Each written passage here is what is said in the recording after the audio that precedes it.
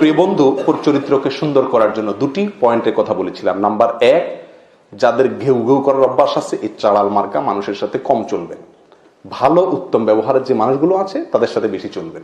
Divert করে আপনার ভিতরে ইনশাআল্লাহ ভালো গুণটা আসবে। আর নবী আলাইহিস সালাম যে দোয়া শিখাইছেন সে দোয়াটা আমরা বেশি করবো ইনশাআল্লাহ। আর এই দোয়াটা বিভিন্ন হাদিসে বর্ণিত হয়েছে, সহিহ মুসলিমে বর্ণিত হয়েছে, তার ভাষাটা একটু ব্যতিক্রম।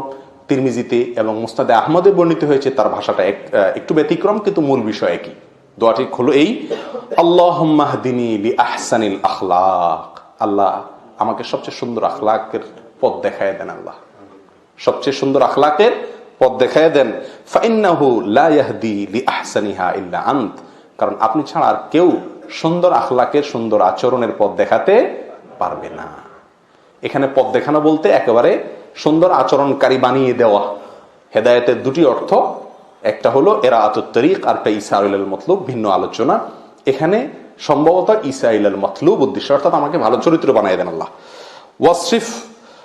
ওয়াসরিফ আন্নি সাইয়্যাহা, আর মন্দ চরিত্র থেকে আমাকে আল্লাহ দূরে সরায় দেন। লা ইয়াসরিফু আন সাইয়্যাহা ইল্লা আনত। এই মন্দ চরিত্র থেকে কেউ বাঁচাতে পারে না, রক্ষা করতে পারে না আল্লাহ আপনি ছাড়া।